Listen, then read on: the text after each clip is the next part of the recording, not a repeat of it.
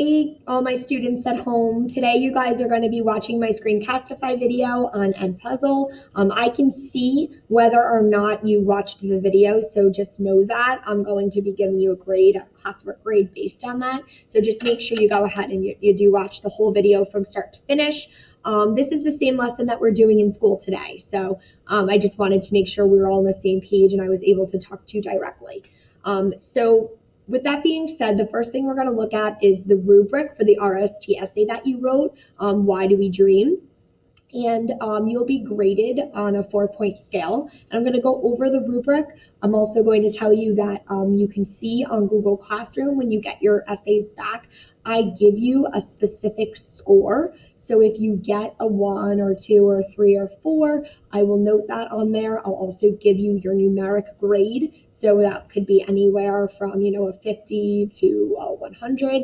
And I will write that as well. And then I also give you a glow and grow. One thing you're really good at is your glow, and one thing you need to work on is your grow.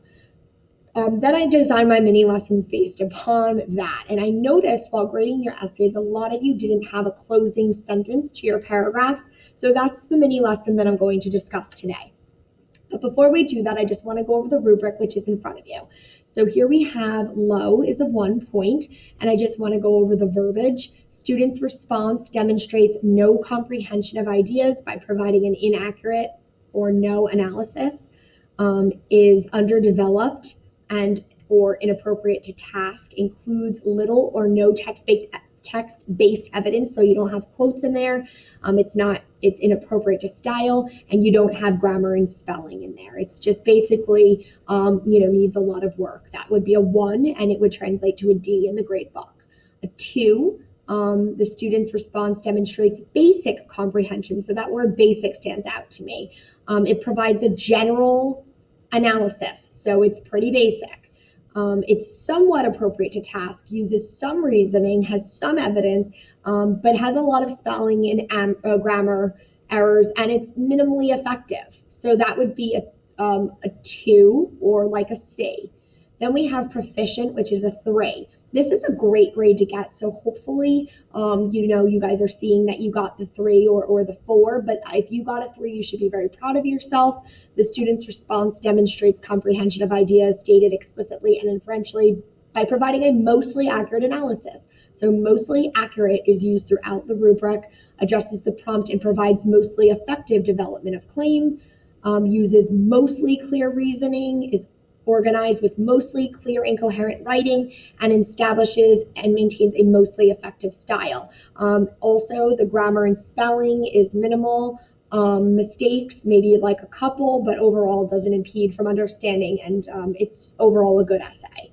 Okay, and then we have the 4, demonstrates full comprehension of ideas stated explicitly, addresses and provides effective and comprehensive development of the claim. It's appropriate to task, it's clear, supported by relevant text-based evidence, establishes and maintains an effective style, and it basically has no errors in terms of conventions, meaning grammar and spelling. So overall, you can see that 4 is the best, 1 is the lowest, and if you fall somewhere in the middle, that's great too. So I just wanted you to be clear on that when you receive your essays back. Today in class, basically I'm going to have you go back in after I show you this modeled sample of an essay and how it was kind of lacking in a closing, and you're going to go back in and just check your own essays and make sure that you have that closing sentence, and if you don't, I want you to fix that. And then additionally, what I'm going to have you do today, aside from watching the video, which will again be a classwork grade, and I can see if you watched it, you're going to go and correct your closing sentences, and then at the very end of class, you're going to critique your own writing, and you're going to say one thing that you're going to, how can you improve for the next time? What can you do after looking at my remarks? How can you do better next time? So you're going to give yourself a grade, okay? Looking at this essay, right here, this is one of the students in the cycle. She has an awesome hook. Your legs are tired and sore from running. As you clear the woods, you look behind you. Phew, you think, I finally lost the bear. All of a sudden, a large brown mass stands before you, its shadow towering over. After hearing the bear's great roar, you wake up. After reading Bearing Up by Matt Hughes and the article Why Do We Dream by Mackenzie Caro, it becomes quite clear that for Mike, his dreams come from lots of stress-related experiences. His father possibly being injured in the Air Force, or maybe stress from moving. What could Mike be worrying about? So this was an awesome opening. It was creative. She had the works in quotation marks. She stated the author and the thesis statement. We know that the whole essay is going to be about Mike being, dreaming from stress-related experiences. Then she writes an awesome first paragraph where the topic sentence reads, well, Mike's dream may have a deeper meaning than you may think. So we know this whole paragraph is about how Mike's dreams are a little more profound than we may feel. Then she goes on to give evidence and elaboration, but then at the very end, it kind of just stops. Maybe he was nervous for his father's new job working in the Air Force, and that's how she ended it.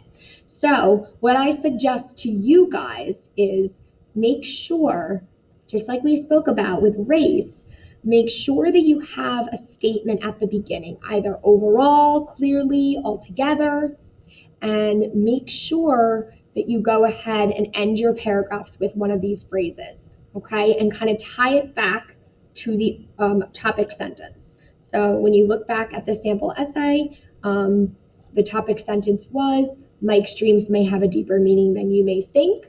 And then if you go back at the end, overall, it is clear that Mike's dreams were profound and explored areas of his life that gave him anxiety. Okay?